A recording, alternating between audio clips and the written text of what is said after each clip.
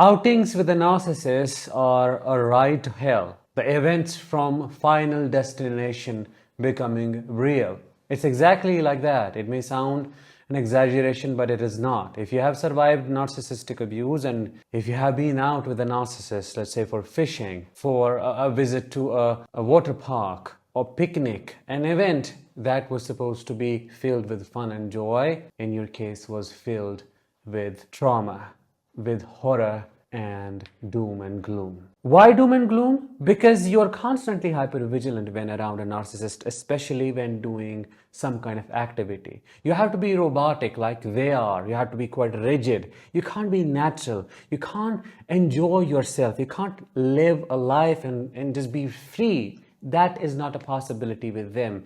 They have to be in control. They have to dictate your actions. They have to minutely analyze what you're doing and if you're doing it correctly. And there is no correct order to enjoying something. You cannot have fun and have order at the same time. You just sometimes have to be random, but that is not a possibility with them. Having that said, outings with the narcissist are extremely traumatizing experiences. You do not get to feel joy, love, connection.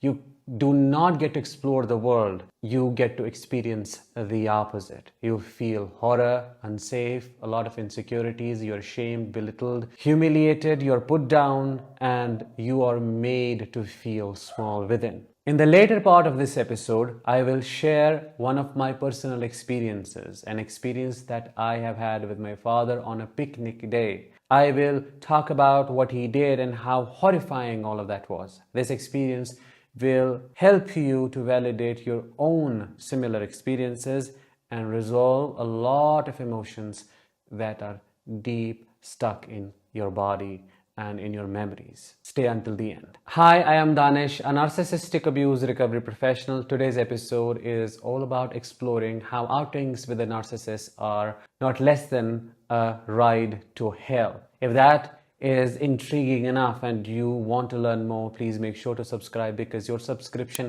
helps spread awareness about narcissistic abuse and it helps many other survivors to connect with the community that we are together trying to create here.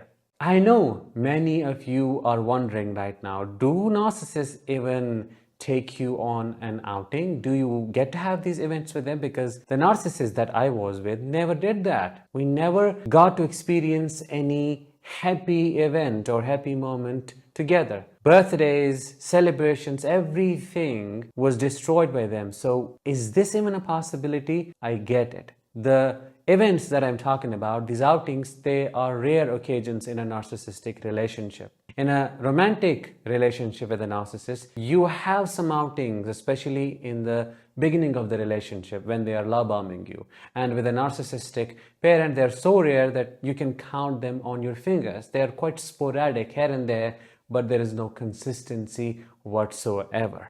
The shocking thing is, even on these rare occasions, they do not stop narcissisting.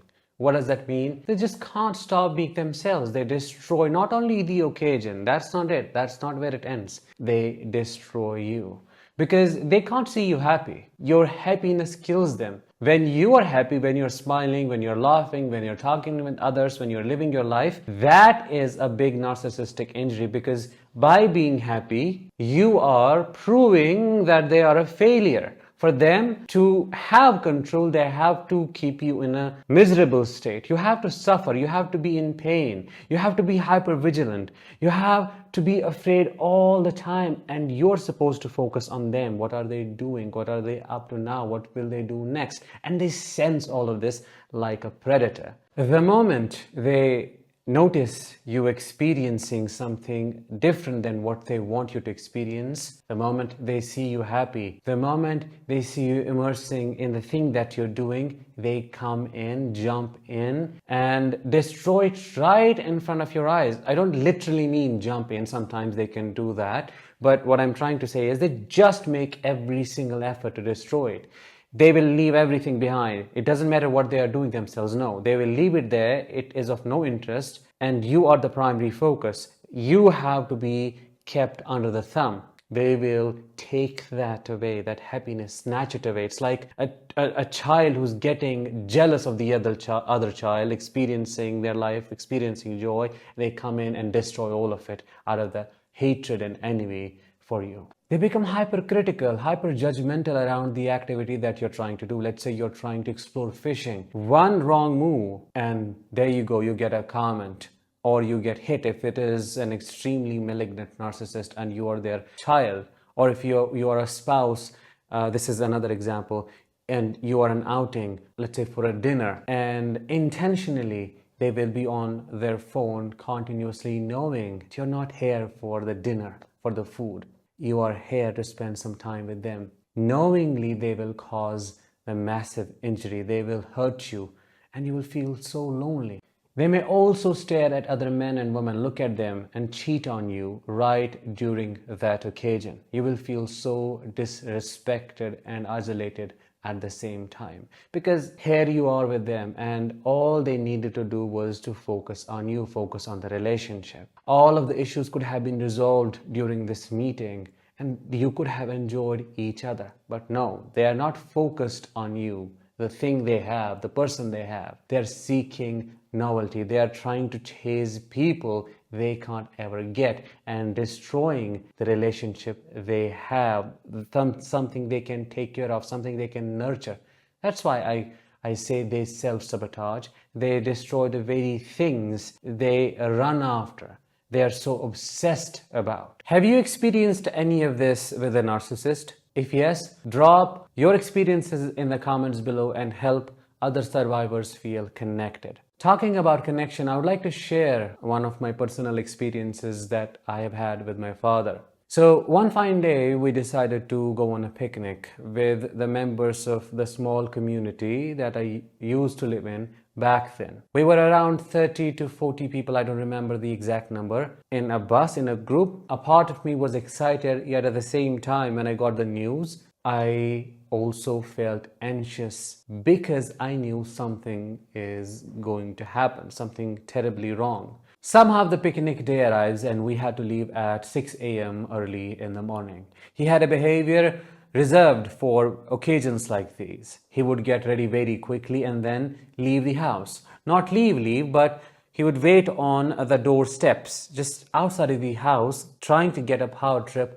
out of making us hurry up, fasten up. What would people think? We have to go. Come on, we'll lose a bus. And that is exactly what he did and kept doing until we misplaced things, forgot the snacks. I mean, it was a mess. Full body sweat. I can remember breathing very quickly, our hearts beating quite fast, and just somehow trying to get it all together. And finally, we left the house and we somehow got the bus. While in the bus, I tried to get some me time. I tried to relax. I tried to calm down. I tried to dissociate as well, as he was getting himself involved with other people, trying to project the image of the person he thinks he is or he wants others to see him as. And then it took us around 2 hours to reach the destination. Finally, we are there, and I tried to get away from him as quickly as possible. I just went on and played with someone or something. It was like a deer trying to running away from the sight of this predator. Finally, the time of leaving the destination arrives, and that is when it gets extremely traumatizing and painful. The bus was expected to leave at 7 p.m. He had already gotten into the bus and we were behind. Me, my sister, and I do not remember if our mother was with us or not. We were very young, so we got late by a couple of minutes, 5 to 6 minutes, because we were checking things, we were enjoying ourselves and probably intentionally just delaying it because we didn't want to be with him. I didn't want to be with him. I didn't want to just feel that dense negative energy. When I arrived, he was there with his red eyes bulged out and ready to hunt us down, ready to abuse us. Upon looking his face, I started shivering because I knew something terrible is going to happen, and it happened. He slapped me so hard in public and in front of these 40 people that were with us that I fell on the ground. It felt like my head was ripped off from my body. It was so painful. I still can remember that day. And he didn't even pick me up. I just was lying there in pain and in shock. Like, how could he do that? Everybody was watching. And I think I was stepping into my teenage, starting to have a sense of identity. And that crippled me emotionally at that moment. I got myself together somehow and went into the bus. Everybody was looking at me. I was holding my tears because I was about to cry and cry a lot. I can still feel it coming up. And I just sat in the back seat, silent. Everybody was silent because they didn't know what to do or how to respond to that. And then he was just there as well. The bus left within 30 to 40 minutes. This piece of a shit, this monster offers me a soft drink. I was like, what the hell? What? What are you trying to do here? How would that compensate what you have done to me? How would that cover the wounds you have been inflicting and this major wound that you inflicted, this injury? I didn't accept that. I just kept silent, couldn't say anything, but kept silent. And that is how it went. From that day, I started hating going out with him, be it an outing or something else. I hated it. He was a horrible monster. And that is what happens with us, survivors of narcissistic abuse. We are traumatized to our souls, and then we are blamed for our reaction, a valid reaction to their abuse. Every single time I said, no, I don't want to go out, or I don't want to be a part of this picnic or whatever it was, then I was called crazy. I was blamed for breaking the family and not being compliant enough and being disobedient and this, that, and the other. Traumas like these stun us, they shock us, they leave us debilitated. If you have survived something like this, I'm proud of you. I'm proud of you for being here, for listening to me, and I can assure you there is healing for you. If you feel you have turned into a shy person who just doesn't want to go out, maybe that is a part of your personality. That is a part of my personality as well.